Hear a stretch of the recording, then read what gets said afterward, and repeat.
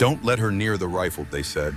The words echo across stone and sky as gunfire tears through the mountain pass. Sarah Hayes lies prone on cold rock, calculating angles that shouldn't be possible. 432 As watering meters. temperatures influence the Crosswind higher gusting to regions, 15. supporting diverse wildlife Elevation and differential vegetation, it's 1.8 essential we degrees. protect this habitat. Her Glock 19 rests steady in both hands.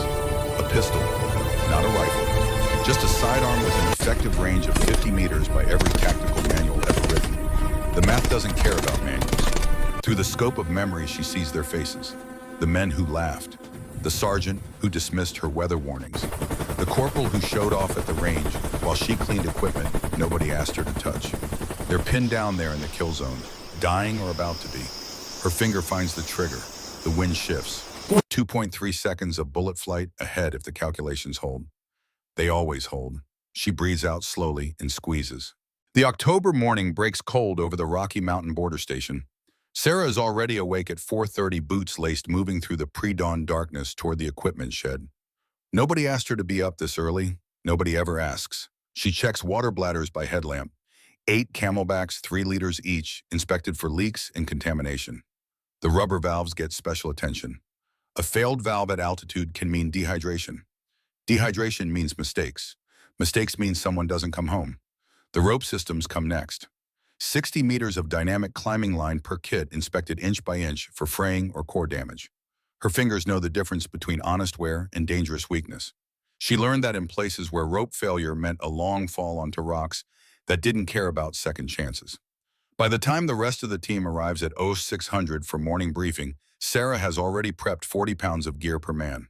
8 packs arranged in perfect order. Water, medical, rope, carabiners tested and retested. Sergeant Garrett Thornhill walks past without acknowledgement. 38 years old combat veteran, face weathered by sun and authority. He takes his pack checks, the weight distribution finds it flawless. Hayes, he says, without looking at her. 6-day patrol, high altitude routes. Your support logistics. Stay 50 meters back. Clear. Yes, Sergeant. The words come automatic. Respectful. Quiet. She's learned that tone over 5 months of carrying water for men who carry rifles. Drake Whitmore arrives next, 29 and built like someone who spends his off hours proving things. Primary marksman for the unit. He slings his M110 sniper rifle with the kind of casual confidence that comes from never being tested when it really mattered. Morning, Hayes, he says, grabbing his pack. Got my water bottles filled. Wouldn't want the mule to forget her primary job. The other men laugh, Colton Briggs especially. 27 years old with the kind of face that's never learned when to stop talking. What's she gonna do if we get hit? Colton says loud enough to make sure she hears. Throw canteens at them. More laughter. Sarah continues organizing trauma kits. Gauze, tourniquets, quick clot powder, items she hopes never get used, but preps with the same careful attention as everything else. Maybe she'll bore them to death with supply inventory, Drake adds. They head to the morning briefing. Sarah follows 15 paces behind. That distance isn't official protocol. It's just where she's learned to walk. The briefing room smells like coffee and old paper. Tactical maps spread across tables. Sergeant Thornhill traces the patrol route with his finger. 6 days through Sector 7. Intelligence suggests increased smuggling activity through the high passes. We patrol, observe, report. Rules of engagement standard. Questions. Finn Ashford raises his hand. 24, newest member of the unit, still has that look of someone who hasn't figured out cynicism yet. What about the weather? Sergeant, forecast shows clear. But this time of year, forecast shows clear. Thornhill cuts him off. We move as planned. Hayes, your rear support. Water management, rope systems, basic medical equipment. Hauler. Stay back, stay out of the way. That's your whole job. Understood, Sergeant. Sarah makes a mental note anyway. The atmospheric pressure reading this morning was dropping, not dramatically but steadily. The kind of drop that precedes mountain storms, regardless of what satellite forecasts claim. After briefing, the team heads to the outdoor range for pre-deployment qualifications. Sarah isn't invited. She isn't expected. But she goes anyway, standing well back from the firing line, organizing equipment nobody asked her to organize. Drake sets up at the 400-meter range. His M110 barks steady and precise. 8 out of 10 targets. Solid performance. The kind that earns respect and probably more than a few free drinks back on base. Not bad, Colton calls out, though I got 9 last month. You also were shooting 200 meters. Drake shoots back. This is real distance. They banter and compete and improve. The rhythm of warriors who trust each other because they've never been given reason not to. Sarah stands beside the equipment shed, cleaning spare optics. Nobody asked her to. The scopes don't need cleaning, but her hands need something to do, and this keeps them steady while she watches trajectory patterns and wind drift effects. She notes how Drake's eighth shot pull was low and right, anticipating recoil, a flinch so subtle most observers would miss it, but at 600 meters it would mean a miss on center mass, possibly a miss entirely. She says nothing, hasn't earned the right to speak about such things. Not in their eyes. That night, after mess, and after the card games, and after the ritual cleaning of weapons, Sarah sits alone in her bunk with a topographic map and a small headlamp. The patrol route Thornhill laid out follows standard doctrine. Ridge lines for visibility, valley approaches for speed. Logical on paper, but paper doesn't account for ambush topology. The places where a patient enemy could set overwatch positions and turn logic into a kill zone. She traces alternative routes with her finger. Notes elevation gains, calculates sight lines. Her small, weathered notebook lies open beside her, filled with data most people wouldn't recognize. Wind speed correlations with vegetation movement, atmospheric pressure effects on bullet trajectory, temperature gradients at altitude and how they bend flight paths. The handwriting is precise, almost mechanical. Years of entries going back to places the team doesn't know she's been. One entry from 3 years ago, Helmand Province, 9 and 20 meters. 18 mile per crosswind, 2.2 seconds flight time. Confirmed. She closes the notebook when she hears footsteps in the hall. No need to invite questions she won't be allowed to answer properly anyway. The deployment launches at 0600, 8 men moving in tactical column through high country that still remembers winter. Sarah holds position 60 meters back exactly as ordered. Close enough to respond if needed, far enough to be forgotten. The first day passes in mountain silence. Boot leather on stone, wind through pine, the occasional radio check that doesn't include her call sign. She watches their movement patterns, notes who scans their sectors properly and who gets lazy after the third hour, observes how Sergeant Thornhill positions the column for mutual support. Solid tactics, nothing to criticize, but she also sees the things they miss. The boot print at the creek crossing that's too fresh and too deep. Military-grade sole pattern, not wildlife, not civilian hikers. She keys her training. Sergeant Thornhill, possible human tracks at checkpoint Delta. Fresh within 6 hours. Static then. Hayes maintained radio discipline, probably day hikers. Keep moving. She lets it drop. Marks the location in her mental map anyway. Because whether or not they believe her, the tracks don't stop being real. Day 2 brings them to Stone Creek Valley, a natural rest point with good water access and tree cover. The team breaks for lunch. Sarah hangs back per protocol, refilling water bladders and checking rope systems. Finn Ashford approaches awkward with the kind of courtesy that makes him different from the others. Hayes, you need help with anything? No thank you, Specialist Ashford. I've got it. It's Finn. You can call me Finn. She nods but doesn't switch to first names. Rank and formality are armor when you're the outsider. Finn lingers watching her work. You're really thorough, like really thorough. Most logistics people just eyeball this stuff. Details matter at altitude. Yeah, I guess. He pauses. Can I ask you something? Before she can answer, his elbow catches her pack as he shifts position. The whole thing tips over, contents spilling across rock. Shit, sorry. Finn drops to help gather items.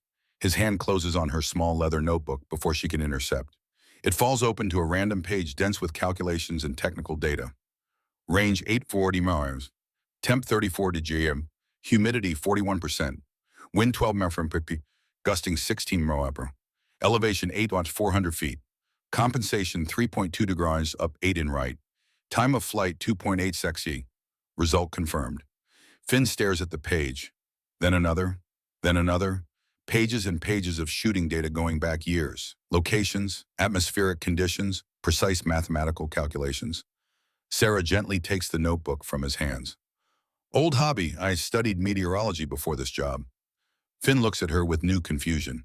That's not meteorology, that's ballistic data, like sniper-level ballistic data. I have varied interests. She closes the notebook and tucks it deep in her pack. Finn doesn't push, but the questions are visible in his eyes. He's smart enough to know what he saw, not quite brave enough to ask what it means. Later back with the group, she catches him talking quietly with Drake. I'm telling you, man, that notebook looked like professional shooting records.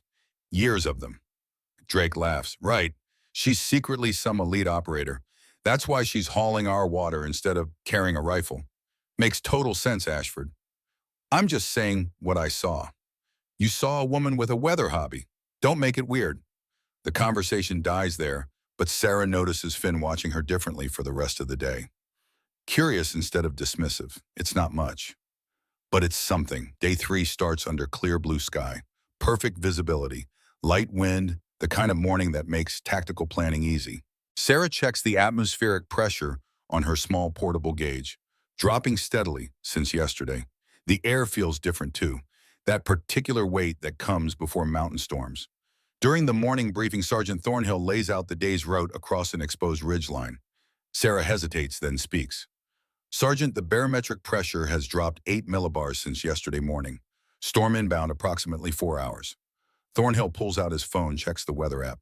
Forecast shows clear all-day haze. With respect, sir, forecast models don't account for micropressure systems at this elevation. The haze. His voice carries that edge of commander patience wearing thin. Stay in your lane.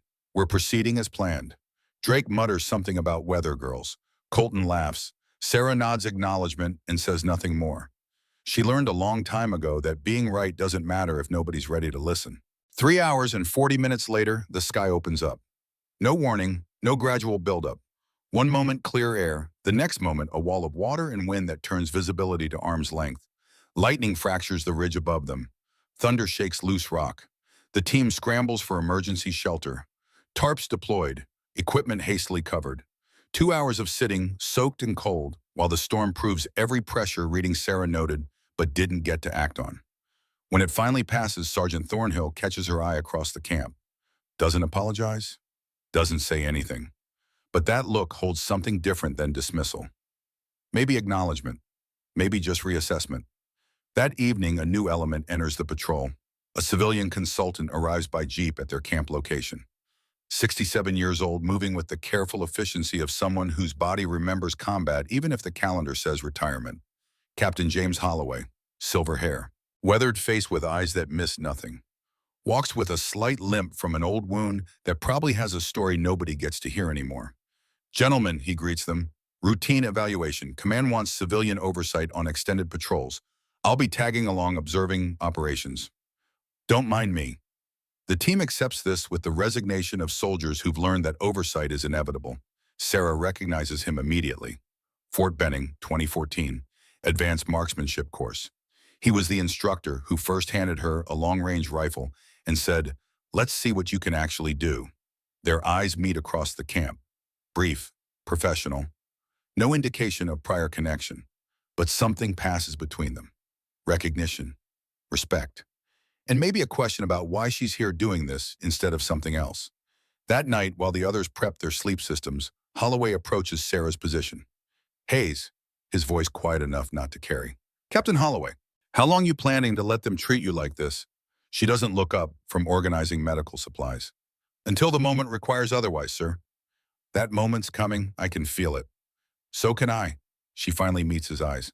There's sign of hostile activity, boot prints, disturbed earth, professional movement patterns. But they don't listen to me yet. They will. He shifts his weight, easing his bad leg. I remember something I told you once at Benning. Earning respect isn't about demanding it. It's about being undeniably competent when the moment demands competence. I remember. You said the math was right and my hands were steady. Those two things together make all the difference. Still true, he pauses. They'll see it eventually. Probably sooner than any of us want. He walks away before anyone notices the conversation. But something settles in Sarah's chest. Validation from someone who actually knows what she can do. It doesn't change her situation. Doesn't make the team respect her. But it reminds her that she doesn't need their respect to be competent, only to be ready. Day 4 brings them into more technical terrain. Steep angles, loose rock, the kind of ground that punishes carelessness. During a mid-morning break, Captain Holloway makes a show of examining the route ahead with tactical binoculars. Then, apparently by accident, fumbles them. They tumble down a steep ravine, clattering against stone before wedging in a crevice 60 meters below. Damn it! Holloway looks genuinely annoyed. Those were our primary long-range optics. Sergeant Thornhill grimaces. Can we retrieve them? Maybe. Anyone here good with angles need to calculate a safe retrieval route. That ravine's unstable. The team gathers around the edge assessing. Reed Sullivan tries compass calculations. Maybe 28 degrees approach from the west side. Too steep, Owen Foster counters. East approach, but I'm not sure about anchor points. They debate, calculate, second guess. Sarah continues checking rope systems 30 feet away, not invited to the tactical problem. But she's already done the math in her head. 32-degree slope, 180 feet of elevation drop. East face approach minimizes exposure. 6 anchor points needed at 30-foot intervals. Rope load can't exceed 220 pounds per point given the schist composition of the rock face. She almost doesn't say anything. Habit of silence. But then she sees Finn getting ready to volunteer for a descent route that will put him at risk of rockslide. Sergeant Thornhill, her voice cuts through the debate. Everyone turns. 32-degree slope, 180 feet down, east face approach, 6 anchor points at 30-foot intervals. Rope loading can't exceed 220 per point. Rock is schist fractures under dynamic load. Need 3-point redundancy on every anchor. Absolute silence. Drake stares at her. How the hell do you know that? I pay attention to terrain, Corporal. Standard practice. Thornhill looks at her for a long moment. You're certain about those calculations? Yes, Sergeant.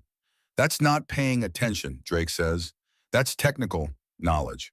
Professional level technical knowledge. Sarah just shrugs. Math is math. They follow her specifications exactly. Finn descends using her anchor point calculations. Retrieves the binoculars without incident. The rope holds perfectly at every point. When he climbs back up, he's looking at Sarah with open curiosity instead of polite dismissal. Hayes, where'd you learn rope calculations like that? Various places. That's not an answer.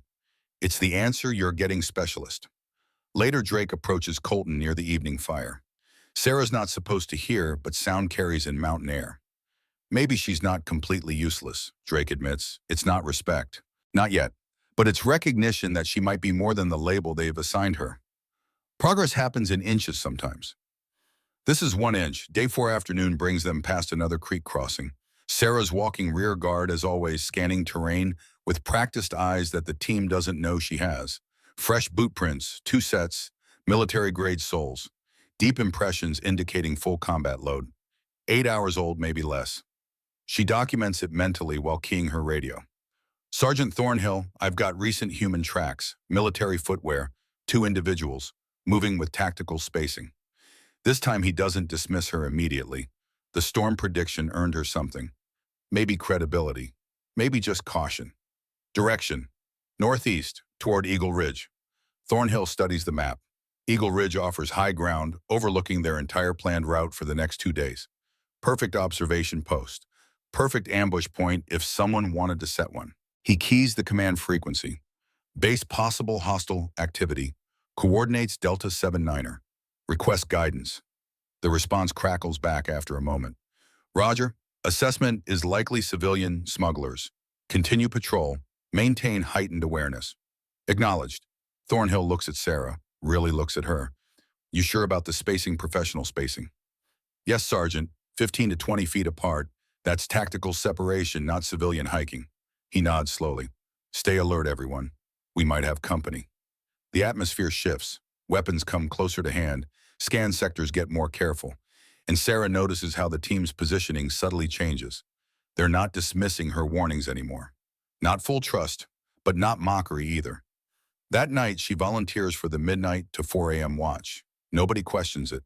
Someone has to take the shift, and she's shown herself reliable enough for basic duties. The camp settles into sleep rhythms. 8 men in various configurations of rest.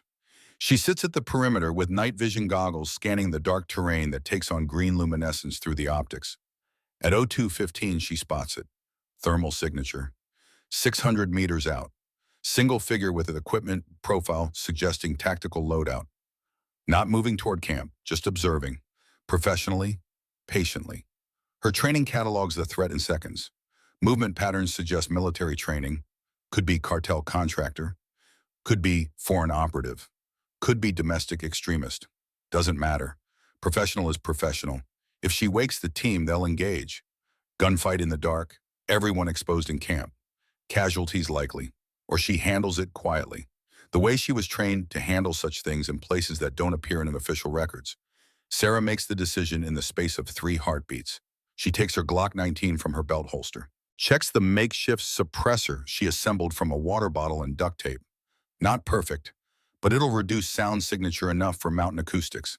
She moves into the darkness without waking anyone. 33 years old and still ghost walking through terrain like the mountains taught her themselves. The stalk takes 28 minutes. Slow, careful, using dead ground and wind's direction. The hostile is focused on the camp, never checking his back trail. Professional mistake. Overconfidence. She closes to 100 meters. Acceptable range for pistol accuracy. The target still focused downslope toward the sleeping camp. Sarah assumes a supported kneeling position behind a rock. Braces the Glock against stone. Breathes, calculates. 100 meters. Slight upward angle. Minimal wind. The suppressor coughs once. Quiet. Almost polite. The hostile drops without sound. Straight down. Professional kill. She waits 5 minutes to ensure no backup response. Then moves forward. Confirms the target's status. Searches the body. Professional tactical gear. Encrypted radio. Russian-made SVD rifle. This wasn't a smuggler or a casual threat. The radio crackles in accented English. Yuri status report. Yuri respond. Sarah doesn't answer. She drags the body 400 meters into a crevasse where it won't be found for months, if ever. Returns to camp by 03:45. Nobody woke up. Nobody knows. Except Captain Holloway. She sees him in his sleeping bag, eyes open in the darkness. He was awake the whole time, watching through his own optics. He meets her eyes across the camp. Nods once. Approval without words. She resumes her watch position. The radio silence from Yuri will alert someone eventually, but by then the team will be mobile and harder to target. Morning breaks at 05:30. The team wakes to coffee and preparation routines. Nobody knows that Sarah saved all their lives while they slept. That's fine. She didn't do it for recognition. She did it because it needed doing, and she was the only one positioned to do it. Day 5 begins with final preparations. Last day of patrol before they turn back toward base. Sergeant Thornhill briefs the route. We're moving through Eagle Ridge Pass. Narrow terrain but fastest route home. Standard protocols. Hayes, you stay 60 meters back with reserve equipment. Clear. Yes, Sergeant. Sarah looks at the route on the map, recognizes the terrain immediately. Narrow canyon, high walls both sides, single approach path, textbook ambush site. She catches Captain Holloway's eye. He sees it too. The understanding passes silently between them. But Thornhill isn't asking for tactical assessment. He's following his plan, his team, his responsibility. Sarah will do what she always does. Follow orders, stay ready, and act when the moment demands action instead of permission. They break camp at 0700, moving in column formation. Drake on point, Thornhill in the middle, Sarah 60 meters back as ordered. The morning is clear, wind light, perfect visibility, the kind of conditions that make you forget danger exists until the moment it arrives. Sarah scans the ridge lines as they approach Eagle Ridge Pass. High ground to north and south. Perfect firing positions. Excellent sight lines. If someone wanted to trap a patrol, this is where they'd do it. She keys her radio one more time. Quiet. Professional. Sergeant Thornhill, this terrain profile suggests ambush risk. Recommend caution. Noted, Hayes, we've got a schedule to keep. Stay alert, everyone. Not dismissive, but not changing course either. They enter the pass at 0930. Steep walls rising 40 feet on both sides. Single path barely wide enough for 2 people abreast. Sarah's 60 meters back exactly as ordered. She stops walking. Something in the air. Something in the way morning light catches on the north ridge. A glint. Brief. Unmistakable. Scope reflection. Her heart rate stays steady. Training takes over. She calculates distance automatically. 432 meters. North ridge. Elevated 40 feet. Perfect firing position overlooking the entire kill zone where her team is walking. Then she sees the second glint. South ridge. 380 meters. Coordinated positions. Professional ambush. She keys her radio voice calm and clear. Sergeant Thornhill, hostile contact imminent. North ridge 432 meters. South ridge 380. Elevated positions. We're in a kill zone. Hayes, maintain radio discipline. That's probably just hikers with The crack of a high-powered rifle cuts off his words. Drake Whitmore drops screaming. His shoulder erupts in red. Then everything becomes chaos in training and the mathematics of survival. The team scatters for cover that barely exists. Bullets hammer stone. Precision fire from both elevated positions. Every time someone moves, shots force them back down. Sergeant Thornhill behind a boulder pressing his radio. Base contact, two hostile snipers coordinates Delta 7. His radio explodes from a direct hit. Communications severed. The team is pinned, trapped, exposed. The two snipers have perfect overlapping fields of fire. Every angle covered. No escape. Sarah is 60 meters back, behind good cover. Separated but protected. She has her Glock 19, standard issue sidearm, effective range 50 meters. The Northridge sniper is 432 meters away. Mathematically impossible shot. Except math doesn't acknowledge impossible, only improbable. Captain Holloway's voice crackles on her personal radio, a frequency the team doesn't have. Sarah, assessment. Northridge 432 meters, elevation 1.8 degrees. Wind 12 miles per hour west to east, gusting to 15. South Ridge 380, elevation 1.4 degrees. Your call. She looks at her Glock, looks at the team pinned down, looks at the mathematical problem that every tactical manual says cannot be solved with a pistol at this range. But manuals are written by people who never had to. She thinks about Fort Benning, about Captain Holloway telling her that distance doesn't matter if the math is right and the hand is steady. She thinks about Afghanistan, about shots people said couldn't be made, about proving that physics doesn't care about doubt. She thinks about carrying water for 5 months, about being dismissed and mocked and treated like equipment instead of a person. Not because she wants revenge, because she wants them to live. Sarah moves to a better vantage point, partially exposed, risk accepted. She assumes a modified prone position. Glock 19 braced against rock, both hands steady, breathing technique, automatic after 10,000 repetitions. 4 counts in, hold 7, exhale 8, heart rate drops. The tinnitus rings in her damaged ears, constant companion since the IED blast that ended her official career. She compensates mentally, learned how to shoot with permanent hearing damage because quitting wasn't an option. She aims at the North Ridge. The sniper is partially visible behind his scope. Small target, difficult angle, 432 meters with a pistol. She does the math one more time. Bullet drop, wind drift, time of flight, 2.3 seconds from trigger pull to impact. Everything in her training says this shot cannot be made. Everything in her experience says try anyway. She exhales completely, finds that space between heartbeats where the world goes still, and squeezes the trigger. The Glock barks. Recoil. Recovery. 2.3 seconds of waiting. The Northridge sniper's scope explodes. Glass and steel. He jerks backward and falls. 432 meters. One shot. Impossible mathematics made real. The South Ridge sniper pauses confused. Partner just vanished. Doesn't understand how. Sarah's already adjusting. 380 meters. Different angle. Different wind compensation. The team is still pinned, still doesn't understand what happened. They're looking around for backup that doesn't exist. She fires again. Calculated. Precise. The South Ridge sniper drops. Silence falls across Eagle Ridge Pass. No more gunfire. Just wind and the ringing in Sarah's ears that never stops. She stands slowly. Glock still smoking. The team turns toward her in unified confusion. And Sergeant Garrett Thornhill speaks the words that change everything. Hayes, what the hell just happened? Sarah ejects the magazine, checks the chamber, holsters her weapon with practiced efficiency. North target 432 meters. Elevation compensation 1.8 degrees. Crosswind 12 miles per hour, adjusted 6 inches left. Time of flight 2.3 seconds. South target 380 meters. Elevation 1.4 degrees. Wind drift 4 inches, 2.1 seconds. She says it matter-of-factly, like reading a weather report. Because to her, that's all it is. Mathematics made manifest. Colton Briggs stares at her with his mouth open. With a pistol, that's impossible. No, Sarah says quietly. Just improbable and necessary. Drake Whitmore clutches his wounded shoulder, face pale with shock and blood loss. Hayes, who are you? Captain Holloway steps forward, voice carrying across the pass with undeniable authority. Gentlemen, meet former Sergeant Sarah Catherine Hayes, United States Army Rangers, 75th Regiment, 2nd Battalion, Mountain Warfare Sniper Specialist. The words hit like physical impacts. The team freezes, every assumption shattering.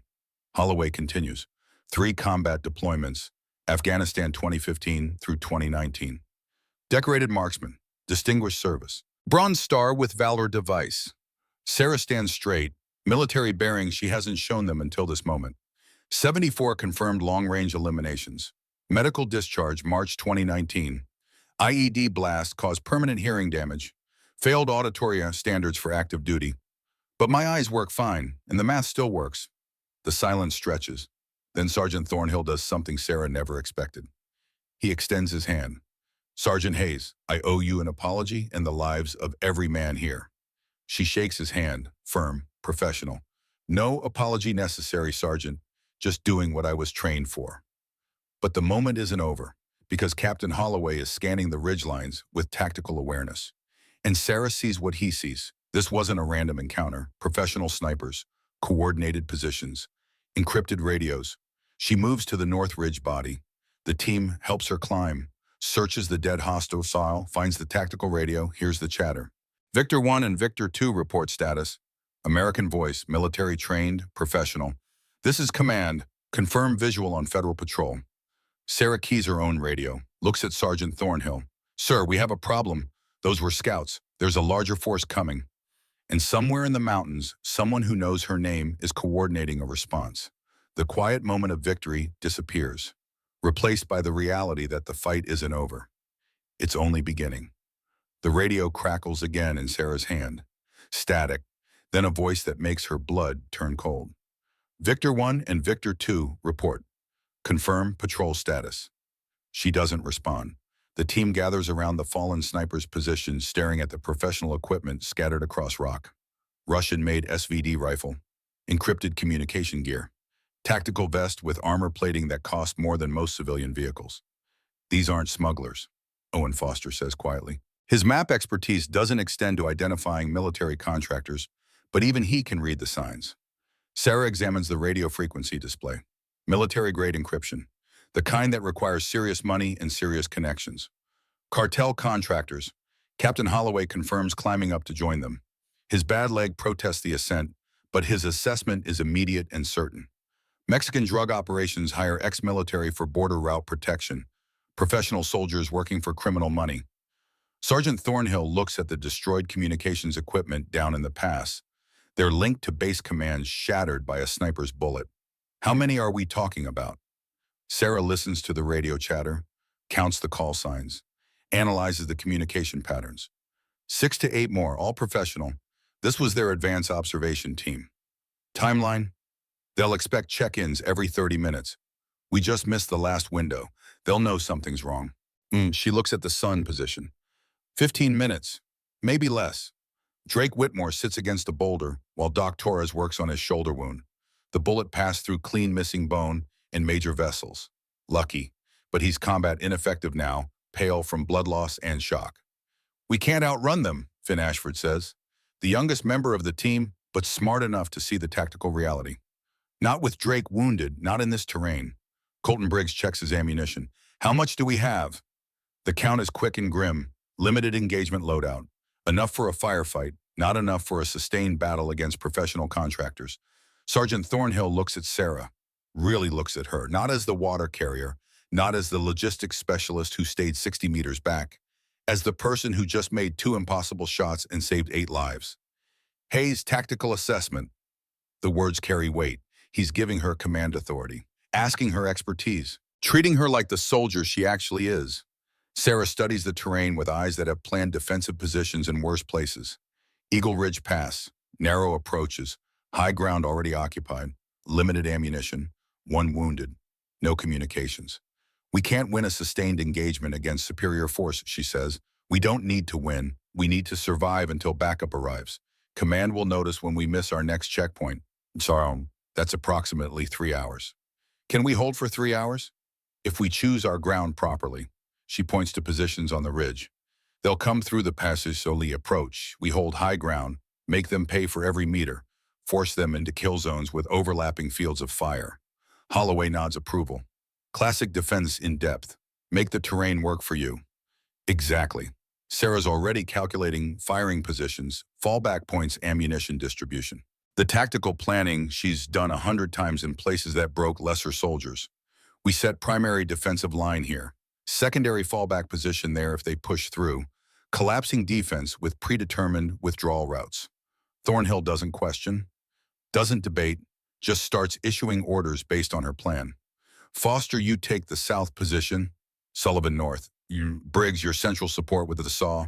Ashford, you're with Hayes at primary overwatch. The team moves with purpose now. No jokes about water carriers, no mockery about logistics specialists. They're following the tactical guidance of a soldier who just proved her capability with 2 shots that shouldn't have been possible. Sarah claims the Northridge position where she killed the first sniper. The SVD Dragunov rifle lies beside its former owner. She picks it up, checks the action, confirms the 0 on the scope. Russian design, 7.62 millimeter. Effective range 800 meters. She's fired thousands of rounds through this exact platform in training and combat.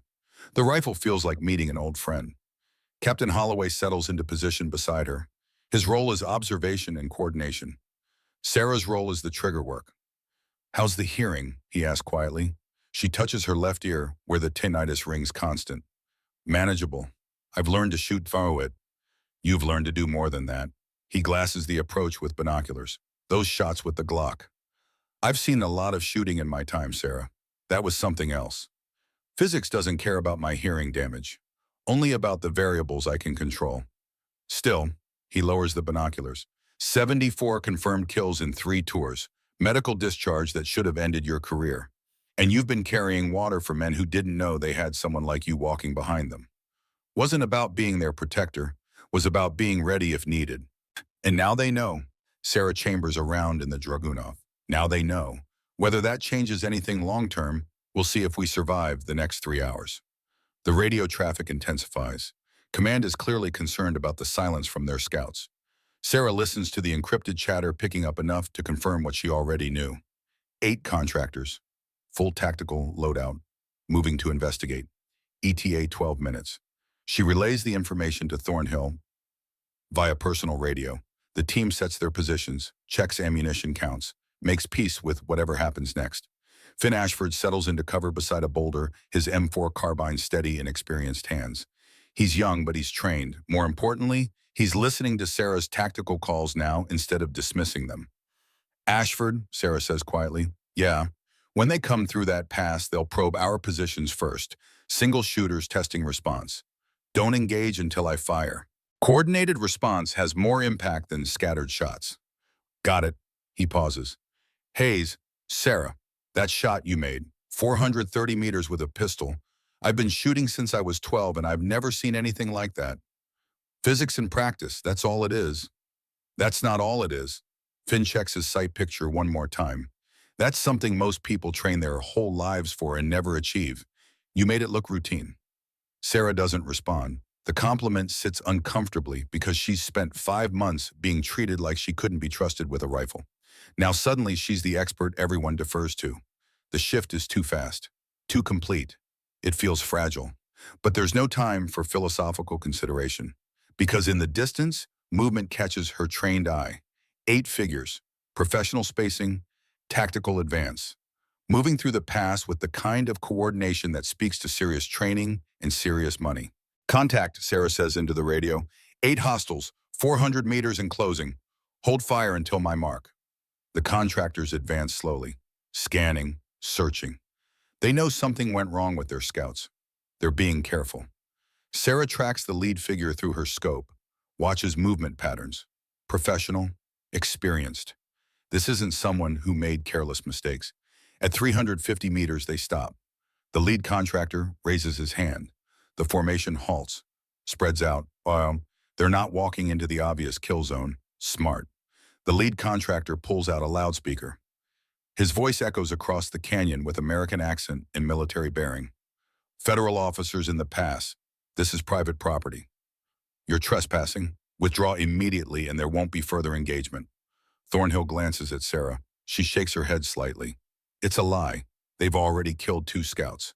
The contractors can't let witnesses walk away. Thornhill keys his own radio broadcasting on open frequency. This is Sergeant Thornhill, United States Border Patrol. You've engaged federal officers with lethal force. Surrender immediately. Silence. Then the contractor's voice again. Afraid we can't do that, Sergeant. You've created a problem that needs solving. Nothing personal. Sarah watches through her scope as the contractors shift formation. Preparing for assault, she counts firing positions. Notes probable approach routes. Calculates fields of fire. Then the lead contractor speaks again and everything changes. Though I gotta say that shooting earlier was impressive. 400-meter pistol shots. Only know one person who could make those. He pauses. Sarah's finger tightens on the trigger. Sarah Hayes, that you up there. The name hits like physical impact. Thornhill looks at her sharply. You know him? Sarah's jaw tightens. She keys the radio voice steady despite the ice in her veins. Identify yourself. Now that's a voice I haven't heard in years. It's Keller. Jack Keller. Remember me. The memories flood back. Afghanistan, 2018. Jack Keller was in her Ranger unit.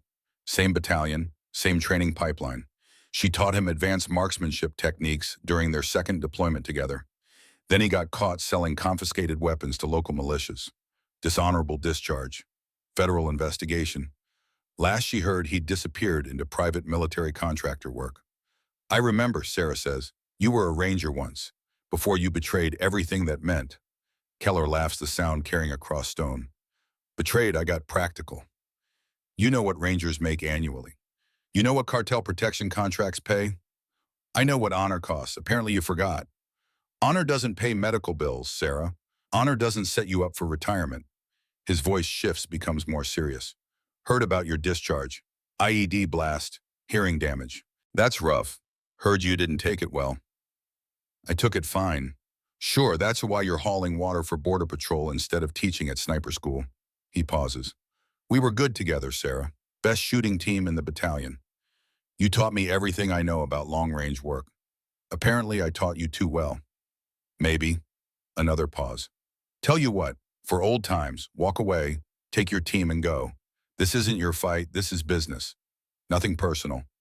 Sarah looks at her team, Thornhill watching her, Finn listening, Drake wounded but alive. All of them depending on her tactical decisions. Can't do that, Jack. You know I can't. Yeah, I figured. His voice carries genuine regret. Then I'm sorry, Sarah, but you trained me too well. This won't end the way you want. The radio clicks off. Sarah lowers it slowly. You taught him, Thornhill asks. 3 years ago, he was talented, could have been one of the best, but he valued money over mission. She adjusts her scope. Now he knows my tactics, knows how I think, knows the techniques I prefer. That's a problem. It's a significant problem. Sarah studies the contractor positions through her optics. He'll anticipate Ranger doctrine, standard defensive responses, predictable firing positions. Captain Holloway shifts beside her. So show him what you learned after he left. Sarah nods slowly. Afghanistan taught me things that weren't in the Ranger handbook.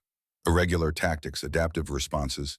He knows the manual, but he doesn't know everything I became after he was gone. She keys the radio to the team. New plan. Keller knows standard defensive doctrine. We're going unconventional. Foster Sullivan, you're going to create false positions.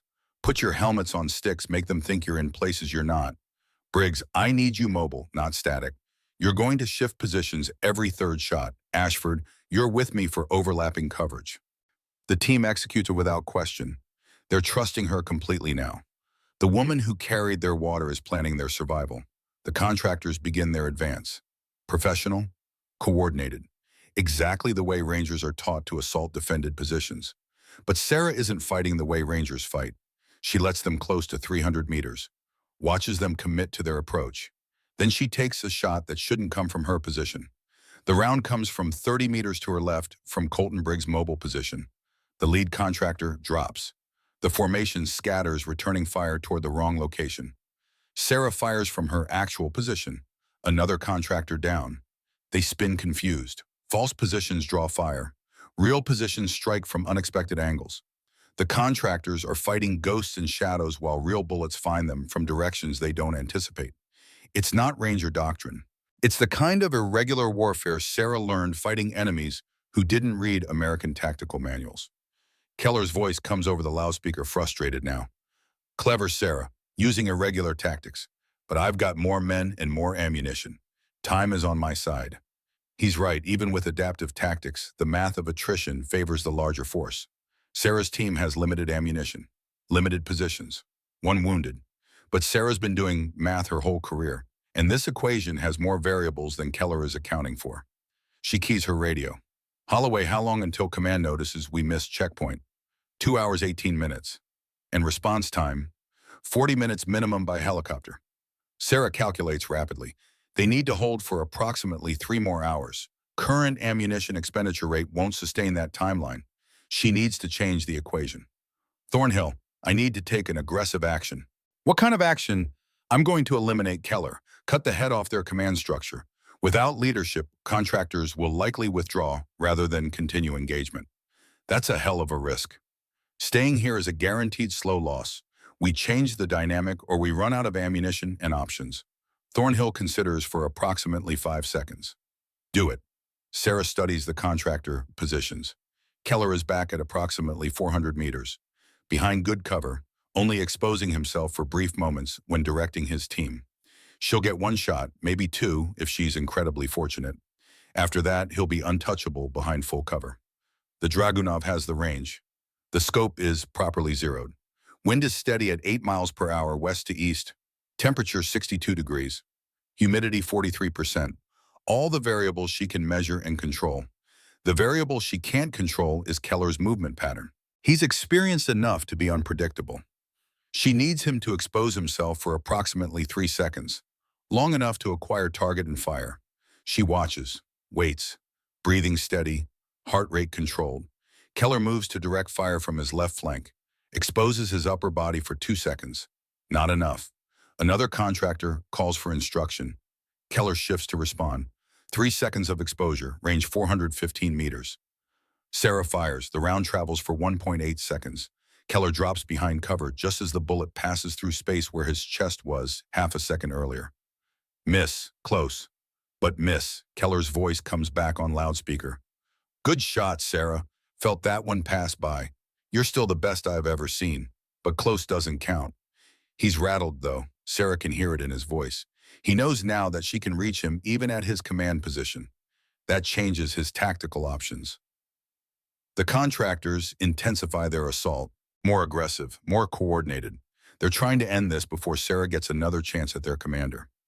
Finn Ashford fires controlled bursts, 3-round patterns, professional, controlled, but he's young and the intensity is getting to him.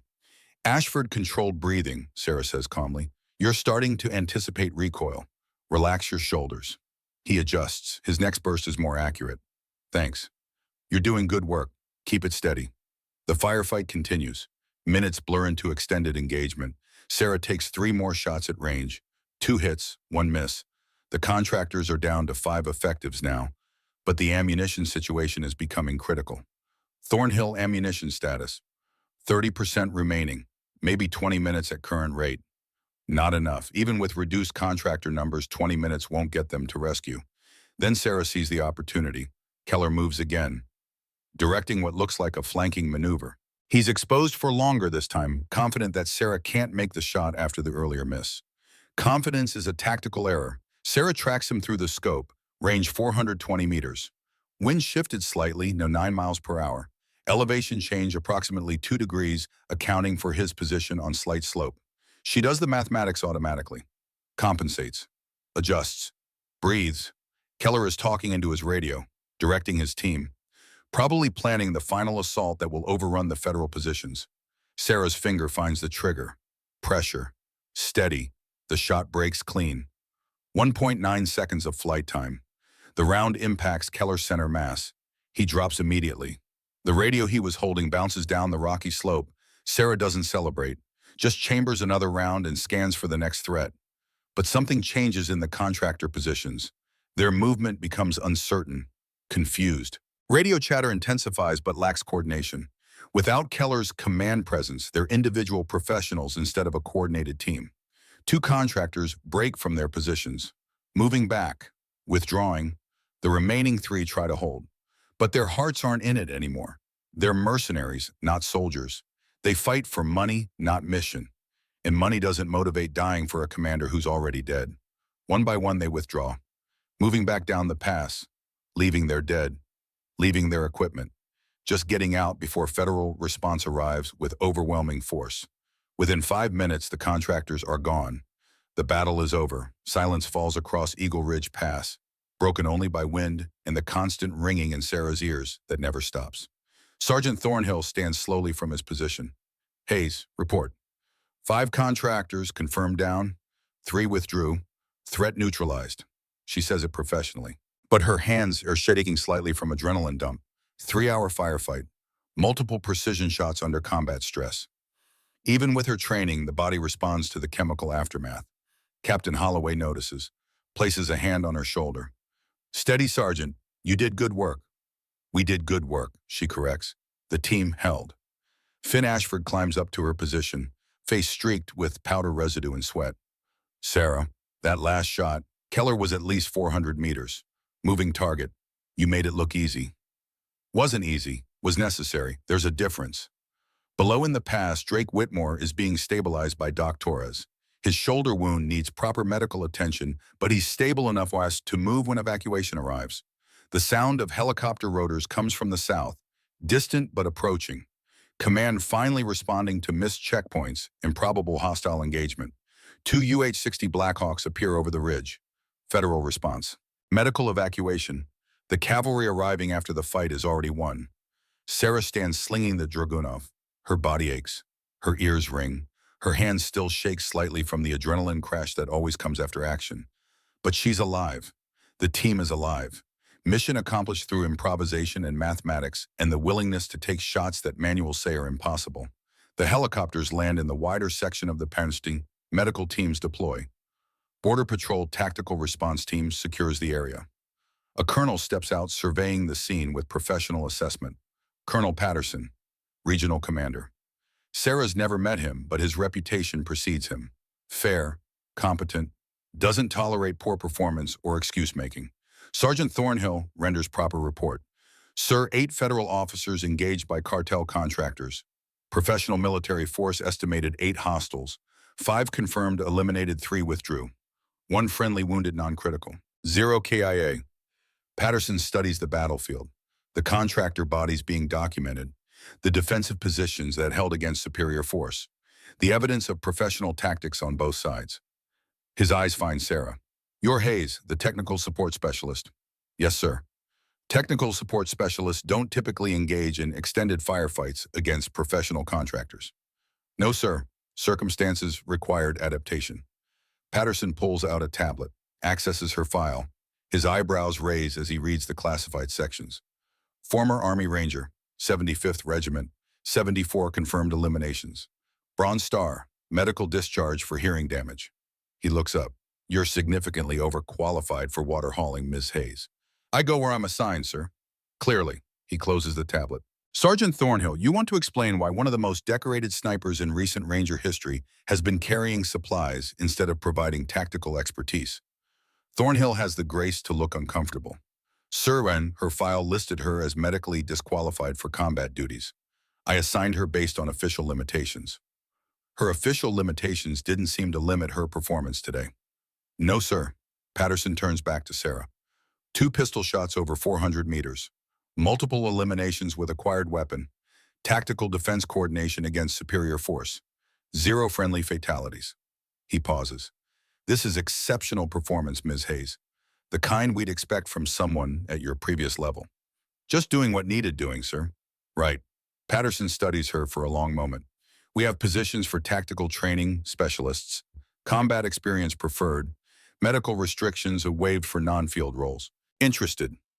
Sarah glances at her team, Thornhill watching with something like respect now. Finn openly hoping she'll stay. Even Drake, wounded and exhausted, nods encouragement. May I have time to consider, sir? 1 week. But I'll be direct, Hayes. We need people with your capabilities. People who can teach the difference between adequate and exceptional. He gestures at the battlefield. This was exceptional. Think about it. The medical evacuation proceeds efficiently. Drake loaded onto the first helicopter. The team boards the second. Sarah is the last to climb aboard, taking one final look at Eagle Ridge Pass, the place where she stopped being invisible, where two impossible shots changed 8 people's understanding of who she actually was. The helicopter lifts off. Sarah sits beside Captain Holloway, watching the canyon fall away below. "How do you feel?" he asked quietly under the rotor noise. "Tired, sore, ears are ringing worse than usual." "That's not what I meant." She knows what he meant. How does it feel to finally be seen, to have competence recognized instead of dismissed? "Strange," she admits. "Spent 5 months being treated one way. Now suddenly I'm valuable. It's jarring." "You were always valuable, they just couldn't see it." "Couldn't or wouldn't. Does the distinction matter?" Sarah considers. "I guess not. Either way, it took people almost dying for them to look past their assumptions." Holloway nods slowly. "That's how it often works. We don't see people clearly until crisis forces us to. Not fair, not right, but human. I proved myself with violence. That's what it took for respect. You proved yourself with competence under pressure. The violence was circumstantial." He shifts his bad leg, easing the ache. "You carried water with the same precision you made those shots. They just valued one more than the other. Because one saved their lives. Because one was visible in a way they understood." Holloway looks at her directly. "You were always this person, Sarah. The only thing that changed is their willingness to acknowledge it." The helicopter flies south toward base, toward medical facilities and debriefings and all the administrative aftermath of combat engagement. But Sarah's mind is already moving forward, thinking about Colonel Patterson's offer, thinking about whether she wants to stay with this team or move to training roles, thinking about what it means to finally be seen as the person she's always been. The mountains fall away behind them. Eagle Ridge Pass becomes just another feature on the topographic map, just another place where mathematics and determination prove stronger than assumptions and dismissal, just another battlefield where the quiet professional made the shots that mattered. And in the settling quiet of the helicopter cabin, surrounded by a team that finally understands what she's capable of, Sarah allows herself a small moment of satisfaction. Not because she proved them wrong, but because when it mattered most, she proved herself right. The math worked. The hands stayed steady. The shots landed true. Everything else is just noise. The field hospital smells like antiseptic and mountain air. Medical tents erected with military efficiency, portable lights casting harsh illumination on treatment areas where Border Patrol medics work with practiced competence. Sarah sits on a supply crate outside the main treatment tent, refusing attention while others get processed first. Her left arm has a bullet graze she barely noticed during the firefight. Adrenaline has that effect. Makes you forget minor injuries until the crisis passes and the body remembers how to feel pain. A medic approaches, young, efficient, probably fresh out of training with that eager competence of someone who hasn't seen enough trauma to be jaded yet. "Ma'am, you need to be examined." Others first. "Ma'am, you're bleeding from 3 separate locations." Sarah glances down. The arm graze she knew about. Apparently there's also a laceration on her forehead from flying rock fragments, and her right hand is scraped raw from climbing the North Ridge under fire. They're superficial. "That's a bullet wound on your arm. Possible concussion from the head impact. Severe dehydration based on your vitals." The medic's voice firms up with professional authority. "You need to sit down and let me work. That's not a request." Finn Ashford appears beside the medic. "Sarah, just let them help you. You've earned it." The concern in his voice carries weight. This young specialist who 5 days ago wouldn't have looked at her twice, now watching her with something approaching genuine care. Sarah nods, follows the medic to a treatment station, sits on the examination table while wounds get cleaned and dressed. The medic works efficiently. Butterfly bandages on the forehead, antibiotic ointment on the hand, proper field dressing on the arm graze. "You're lucky," the medic says. "Another inch to the left and this would have hit the brachial artery." "I'm aware." "I'm sure you are." The medic secures the bandage. "You're also dehydrated and running on empty. When's the last time you ate?" Sarah has to think about it. Yesterday morning, the timeline blurs when you're focused on not dying. "Here." The medic hands her an MRE and a bottle of water. "Eat, drink, doctor's orders." The team gathers around gradually. Drake is on the first helicopter to a proper hospital. His shoulder wound needs surgical attention, but he's stable. The rest of them have minor injuries, cuts, bruises, the accumulated damage of 3 hours of combat. But they're alive, all 8 of them, because of tactics and training and two impossible shots that shifted everything. Sergeant Thornhill approaches Sarah's treatment station, still in full gear, face showing the exhaustion of command under fire. But his eyes hold something different than they did 6 days ago. Hayes, Sarah, he corrects himself mid-sentence, a subtle shift from surname to given name. Medical says you'll be fine, cuts and scrapes mostly. Yes, Sergeant. Stop calling me Sergeant when we're not in formal setting. His voice softens slightly. After what happened today, I think we're past strict protocol. Sarah doesn't know how to respond to that. 5 months of careful distance and formal address, now suddenly invited to familiarity. I need to say something, Thornhill continues, and I need you to hear it properly. He pauses, choosing words carefully. I failed you. From day one, I looked at your file, saw medical discharge, saw support specialist assignment, and I made assumptions. Treated you like equipment instead of a person with valuable skills. You followed the official assignment, nothing wrong with that. There's everything wrong with that. You tried to warn us about the storm, about the tracks, about the ambush terrain, and I dismissed you every time because I couldn't see past my own assumptions about what a support specialist should be capable of. Colton Briggs steps forward, face showing genuine shame. I need to say this too. I was the worst to you, Sarah. Made jokes, called you names, treated you like you were worthless. His voice cracks slightly. You saved my life 3 separate times today. And before today, I'd never even treated you like a human being. Sarah sets down the water bottle. Briggs, you didn't know my background. That's exactly the point. Colton's voice rises with emotion. I should have treated you with basic respect regardless of whether you were an elite sniper or not, because you're a person. I judged you entirely by your job title, and I'm ashamed of who I was. The other team members shift uncomfortably, recognizing their own guilt in his words. The dismissal, the mockery, the casual disrespect of someone they considered beneath notice. Finn speaks quietly. You tried to tell us about the storm. You were right about the tracks, right again, about the ambush site, right every single time. And we laughed at you. You didn't have context, Sarah says. No reason to trust tactical assessments from someone assigned to carry water. We should have listened anyway, Thornhill says firmly. Combat experience or not, you demonstrated competence repeatedly. We were too blind to see it. The silence stretches. Sarah finishes the MRE without tasting it. Her body needs fuel. The emotional conversation can wait until basic biology is satisfied. Captain Holloway approaches the group, moving slowly on his bad leg, but with the authority of someone who's seen enough of life to cut through pretense. The team needs to understand something, he says. His voice carries across the makeshift medical area. Sarah didn't reveal her capabilities because she wanted recognition. She revealed them because your lives depended on it. That's the difference between ego and duty. He looks at each team member in turn. She carried water with the same precision she made those shots. Checked your gear with the same attention to detail she used calculating wind drift. You valued one more than the other because one was visible in a way you understood. That's on you, not her. Thornhill nods slowly. You're right, and we're going to be better. All of us. Words are easy, Holloway says. Whooshins matter, remember that. The debriefing comes 2 hours later. Colonel Patterson in a command tent with maps and recording equipment. Formal after-action report for official record. Sarah recounts the engagement with military precision. Timeline. Tactical decisions. Ammunition expenditure. Enemy casualties. Her voice remains steady and professional throughout. This is familiar territory. She's given dozens of these debriefs in Afghanistan.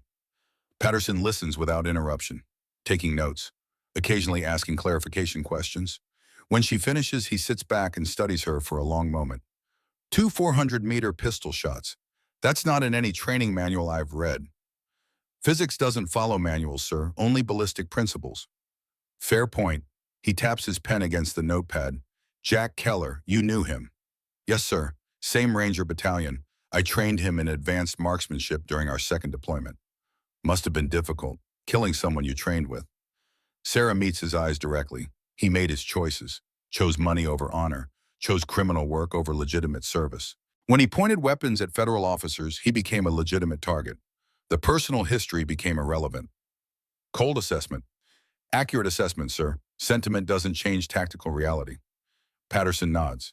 You're right, but most people can't separate personal from professional. that cleanly. He closes his notepad. I meant what I said earlier. We have positions for tactical training specialists. Your capabilities are wasted in support roles. My hearing damage is real, sir. I can't pass standard auditory requirements for active field duty.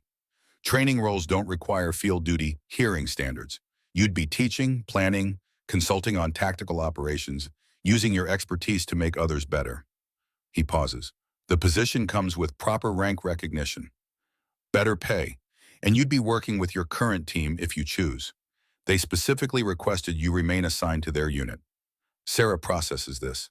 The offer is generous. Recognition she hasn't received since her discharge, but something makes her hesitate. Sir, can I ask a question? Go ahead. Why now? Why after one engagement I've been here 5 months demonstrating attention to detail? Competent work. Nobody noticed until I shot people.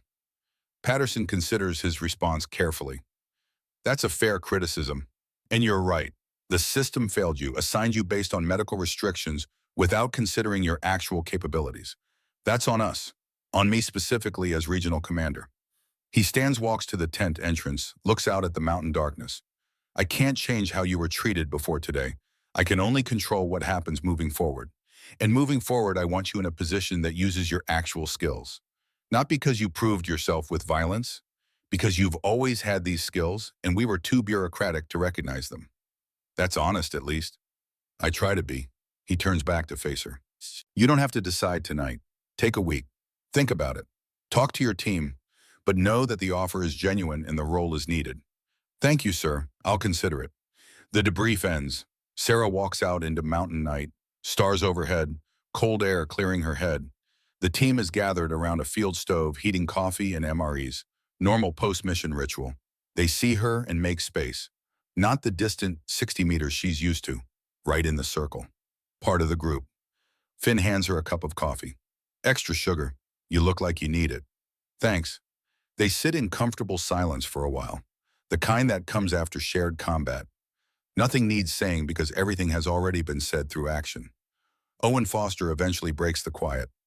So, 74 confirmed kills, 3 tours Afghanistan. That's serious combat experience. It was a long time ago. 5 years, Colton says. That's not that long. Long enough. Sarah sips the coffee. Too sweet, but exactly what her body needs. I was a different person then. Younger, healthier, still had full hearing. The IED changed things. But you can still shoot, Finn points out, better than anyone I've ever seen. Shooting is mathematics. The hearing loss makes it harder. Have to compensate for balance issues. The tinnitus makes concentration difficult, but the math still works if you account for the variables. Thornhill joins the circle. Hayes, can I ask you something? Sure. Why didn't you apply for tactical positions when you joined Border Patrol? With your record, you could have requested combat assignments. Sarah stares into the darkness, choosing her words carefully. Because I failed medical standards. Multiple times. The hearing damage disqualifies me from active duty protocols. I applied for what I was qualified for. Support logistics. And I did that job the best I could. You did it perfectly, Doc Torres says. Everyone turns to look at him. He's been quiet most of the evening. I've worked with dozens of logistics specialists over the years. Most do adequate work, check boxes, meet minimums. You triple-checked everything. Maintained equipment nobody asked you to maintain. Predicted problems before they happened. You brought the same excellence to support work that you brought to shooting. We just couldn't see it. That's on us, Thornhill adds. We should have recognized competence regardless of job title. The conversation continues. Stories emerge. Questions about Afghanistan, about Ranger training, about what it's like to make shots at distances most people can't accurately throw a baseball. Sarah answers carefully, not boasting, not deflecting, just honest recounting of experiences that shaped her into someone capable of the impossible. The night stretches long. Eventually people drift towards sleep. Tomorrow brings helicopter transport back to base. Proper medical facilities. Official reports and administrative aftermath. But tonight is just warriors recovering from battle, finding comfort in survival and shared experience. Sarah finds a spot away from the tents, on a small ridge overlooking the valley, sits on cold stone and lets the mountain silence settle around her. Captain Holloway joins her after 20 minutes. Doesn't ask permission. just settles down with the presumption of old friendship and shared history. Can't sleep, he asks. Adrenaline crash hasn't finished yet. Few more hours probably. I remember that feeling. Takes time for the body to believe the danger has passed. He shifts his bad leg. How are you really doing? Honestly, I don't know. Sarah pulls her jacket tighter against the cold. 5 months of being invisible, then 1 day of being indispensable. It's jarring. You were never invisible, just unnoticed. There's a difference. Feels the same from where I was standing. Holloway nods. I imagine it does. What are you thinking about Patterson's offer?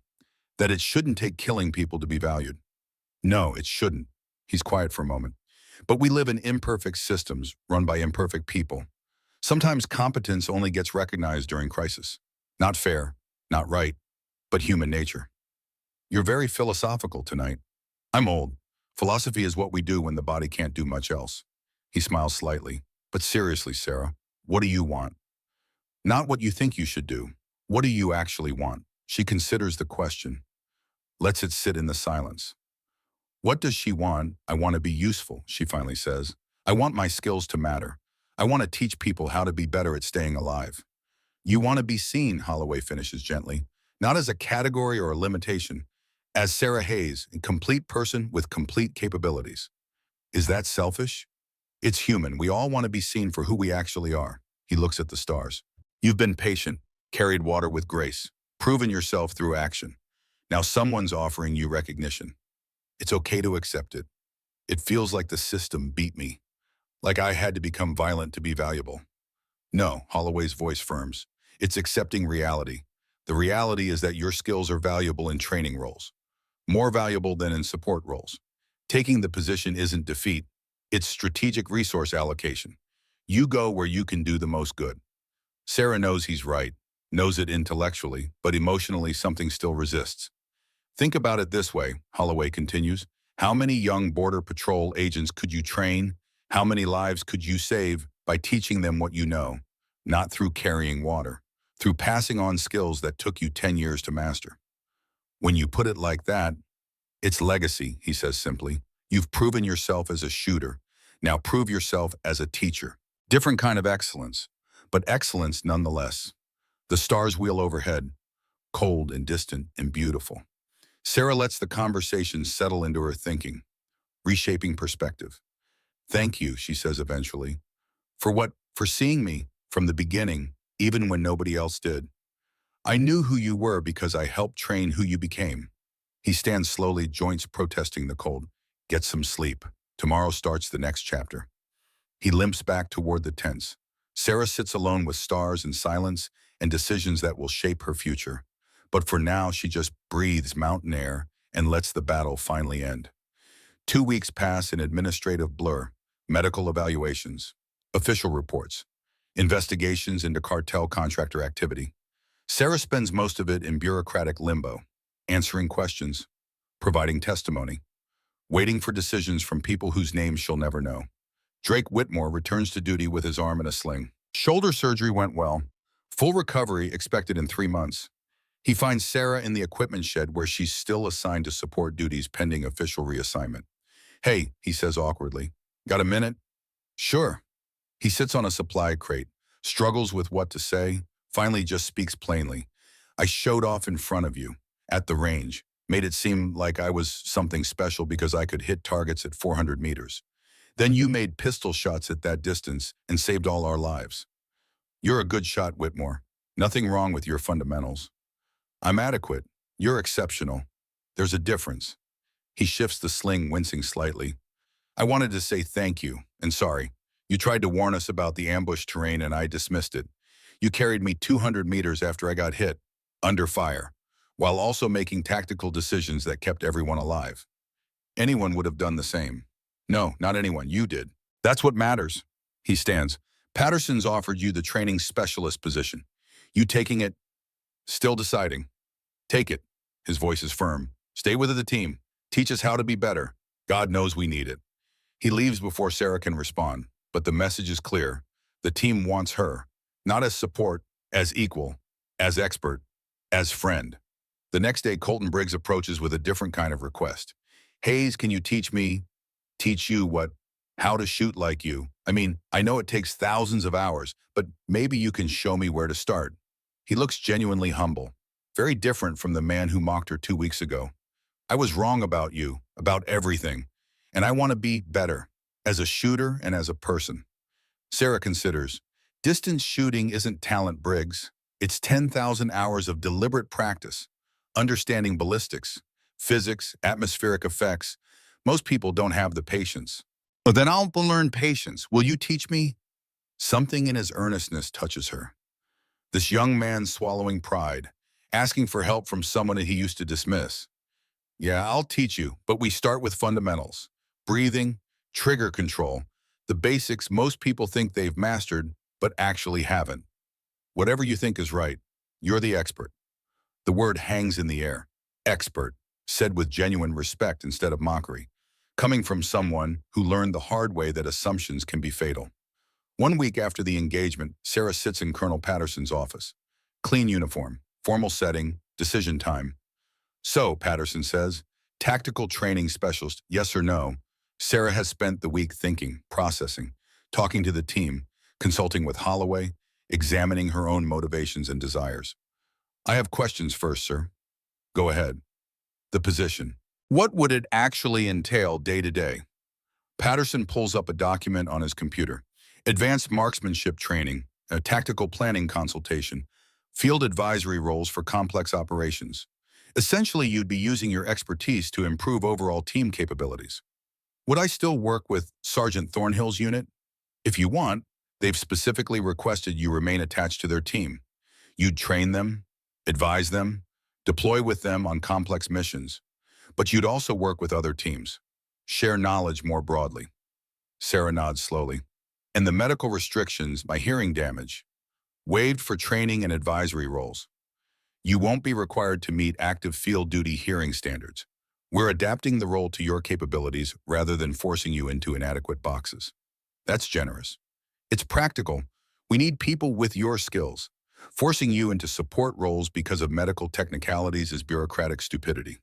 He leans back. Look, Hayes, I'm going to be direct.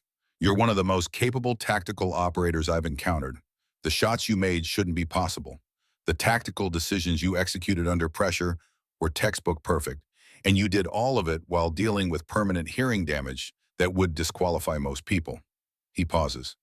We failed you by not recognizing that earlier. I'm offering you a chance to be properly utilized, to teach others, to make a real difference. Not because you proved yourself through violence, because you've always had these capabilities and were finally smart enough to use them. Sarah sits with the words, feeling their weight, the genuine offer underneath official language. Okay, she says, I accept. On one condition. What's that? I still do equipment maintenance. I still check water systems. I still prep gear. She meets his eyes. The support work matters too. It's not lesser work just because it's not tactical. I won't treat it as beneath me now that I have a different title. Patterson smiles. Fair enough. You maintain whatever standards you want, as long as you also teach people how to shoot like you do. Deal. They shake hands. Official. Binding. Sarah Catherine Hayes is now Tactical Training Specialist for the Border Patrol Mountain Region. The paperwork is finalized over the next 3 days. New rank insignia, pay grade adjustment, official assignment orders. Sarah moves from the support barracks to the tactical staff quarters. Same base, different status. The team celebrates at the local bar. Rare night off. Everyone present except Drake, who's still on medical recovery. They buy her drinks, toast her promotion, act like this is some great victory. Sarah appreciates the gesture but can't fully embrace the celebration. Because underneath the congratulations is the uncomfortable truth that it took extreme violence to earn basic recognition. Finn seems to sense her ambivalence, sits beside her at the bar, while others play pool and tell war stories. You don't seem happy, he observes. I am, just processing. What's there to process? You got promoted. Team respects you. Everything worked out. It worked out because I killed people. Sarah stares at her drink. 5 months of competent support work didn't matter, but 3 hours of shooting and suddenly I'm valuable. What does that say? Finn considers. It says we're human, and humans often don't appreciate things until crisis reveals their importance. He pauses. But you know what else it says? That you were valuable the entire time. We were just too blind to see it. The shooting didn't make you valuable. It made us aware of value that always existed. That's a generous interpretation. It's the true interpretation. He signals the bartender for another round. You carried water with the same precision you make shots. You checked gear with the same attention you planned tactics. The excellence was always there. We just valued obvious excellence over quiet excellence. That's our failure, not yours. Sarah lets the words sink in, finds some comfort in them, not complete acceptance, but movement toward it. The evening winds down. Team members drift home. Sarah walks back to base under cold stars. Tomorrow starts her new role, training the next generation, sharing knowledge earned through pain and practice, and refusing to quit when her career should have ended. 3 months later, Sarah stands at the advanced marksmanship range. Class of 12 Border Patrol. Agents, mixed experience levels, all eager to learn from the woman who made impossible shots with a pistol. She teaches breathing techniques, trigger control, wind reading, the fundamentals most people think they've mastered, but actually haven't. A student struggles with a 300-meter shot, frustrated. I can't make this shot. Sarah approaches calmly. Yes, you can. Breathe. The math doesn't lie. Trust the process. Trust your training. The student adjusts, follows her guidance, fires, clean hit center mass. See, Sarah says, not about strength or natural talent, about understanding physics and controlling variables. Anyone can learn this with enough practice.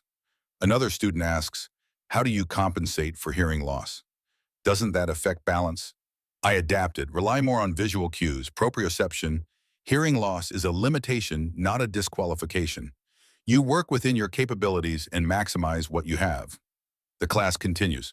Sarah demonstrates shots they think are impossible, explains the mathematics, shows them that excellence isn't magic.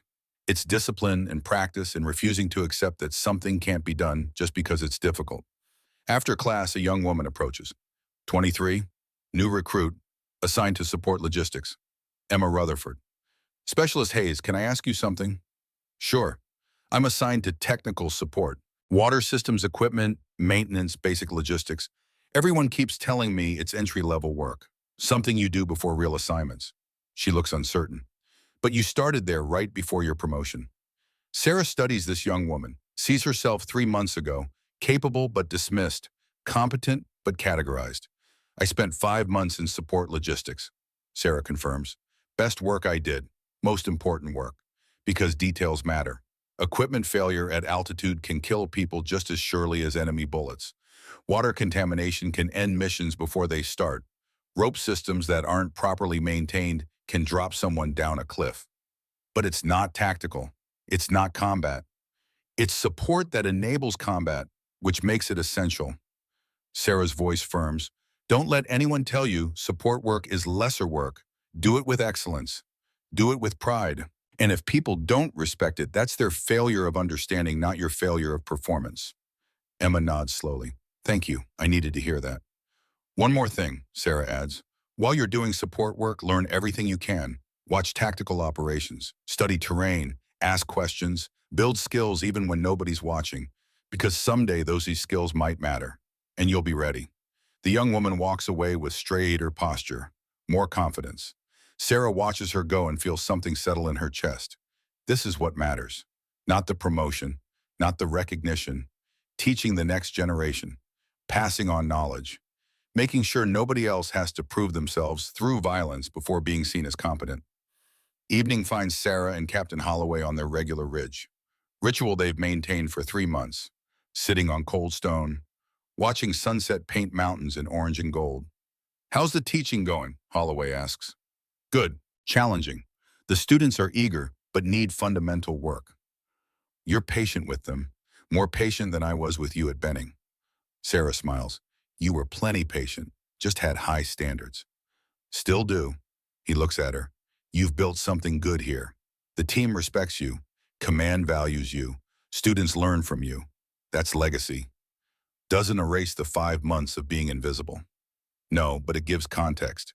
Those 5 months taught you patience, humility, how to maintain excellence even when nobody's watching. Those are valuable lessons too. Expensive lessons. The best ones usually are. Holloway shifts his weight.